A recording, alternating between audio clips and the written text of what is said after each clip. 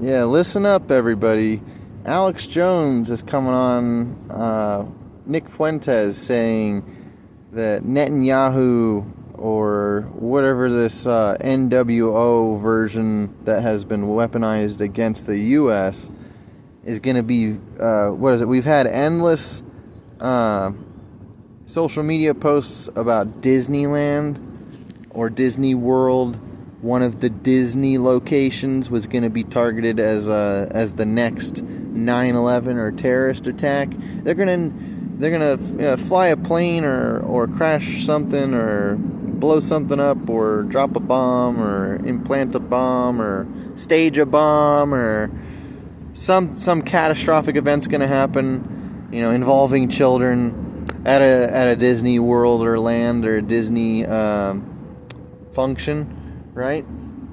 Well, now Alex Jones is has pivoted to any major city. So we're talking L.A., Texas, New York. He doesn't even know which one. He's just picking all the major cities, and they're gonna get hit with a nuke. He says he already thinks they haven't. There's already a nuke, and they already have a nuke. If I'm just running with the way I think things go, just picking up.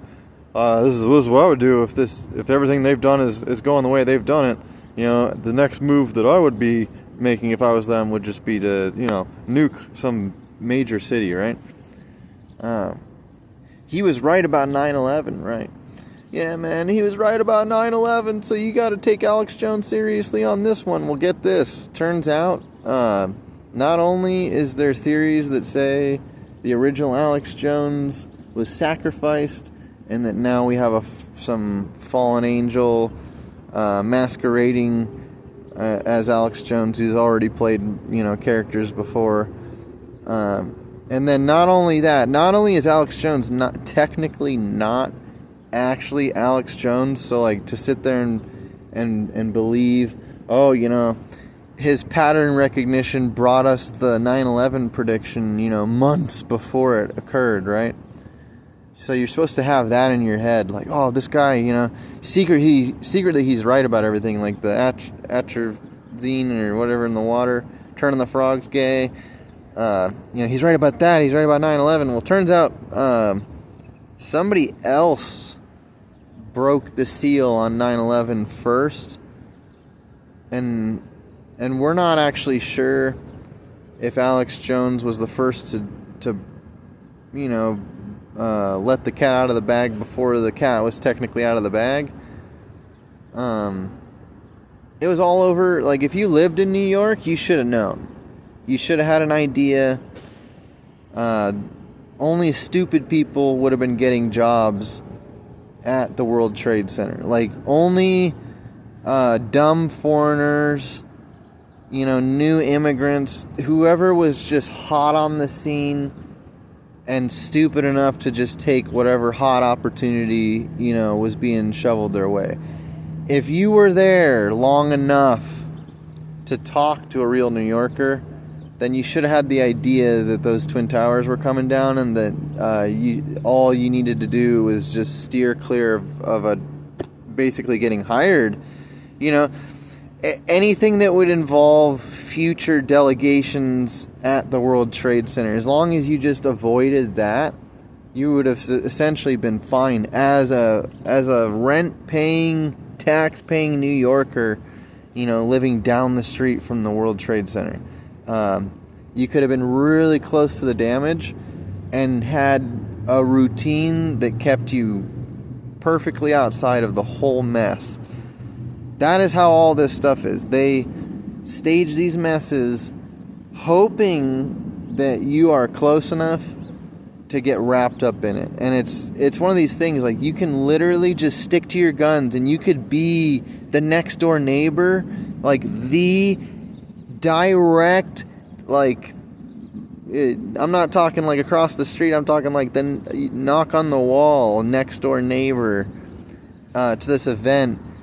Whatever the staged massacre, traumatic, life-changing event, you could literally be the next door neighbor and you could just lace your schedule naturally around their nonsense. And the problem is they know this. So, like, what you have to do is you have to know that somebody like Alex Jones has claimed this. You have to know that this is the consensus that everybody's expecting.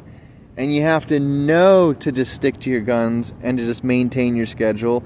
And you have to know that anything stupid, anything retarded, anything that's just nonsense at the start of your day, and I'm talking about like even hitting snooze on your alarm clock, if that is stupid for the day, that's your first sign that they're trying to trip you into their circus show event for the day.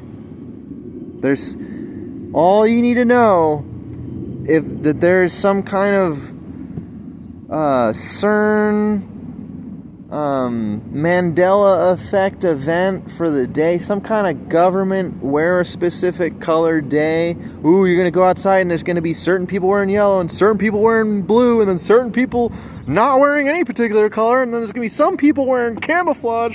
All you need to know is as soon as you start seeing weird false flag event type stuff, like more than one person wearing a particular color, you see someone wearing red shoes, like immediately, or just someone wearing a stupid pair of shoes, or like something that doesn't make any sense.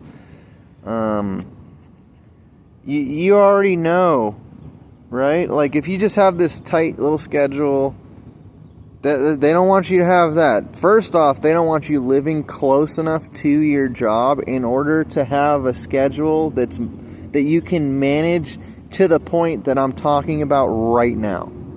They don't want you, if you work and live from your house, your schedule will be so airtight that they can't just simply pay a block watcher $10 in Walmart gift cards to mess with you.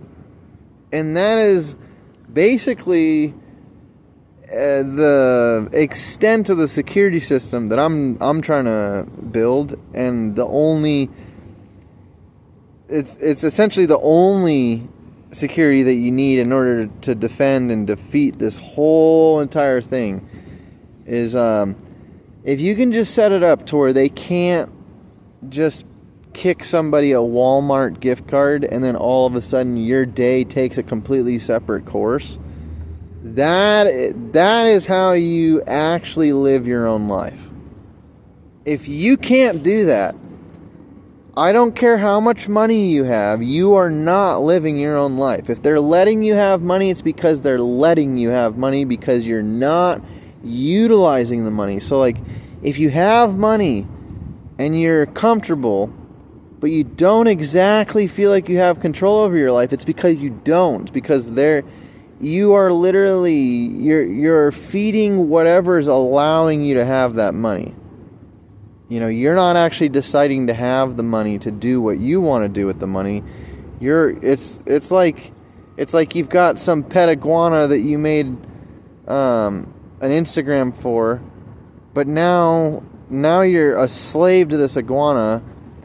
You know, the iguana has an Instagram page. It's not like if you took a photo of yourself and posted it and you're like, all right guys, I'm taking a break, you know, you would maybe lose your following. No, you have to get up every day and you got to take a picture of that iguana so that iguana can get the Instagram money so that you have your day, right? Like there's almost nothing that you're going to set up unless you're a woman who wants to do a Only's fan, you know, unless you want to exploit yourself for sex in order to not actually procreate. Like if you just want to, the only way to actually work from home and to have an airtight schedule and to avoid everything that I'm talking about would be to go into sex work, so that you could just, that's how you just lock yourself. You're locked into a singular part of society. You're not freely moving about doing anything you want. That's your pet iguana. So you just got to find your pet iguana, right?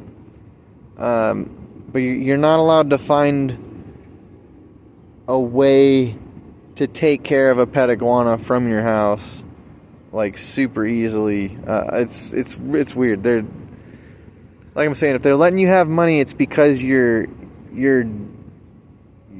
are actively accepting as much money as you are, and you are not leveraging it in a way that is threatening to the government. And I'm not saying that if anybody's making money, you need to be leveraging your money against the government. It's just like, dude. Well, actually, maybe I am just saying that because they're poisoning your water, your food. Only way to get around some of this stuff is if you can fully remove them from your day, produce your own water, produce your own energy, completely unplug from the grid. If you can make money off grid, they hate you. They absolutely hate you. You're like a separate country that is being allowed to exist inside of the U.S., and they cannot stand that.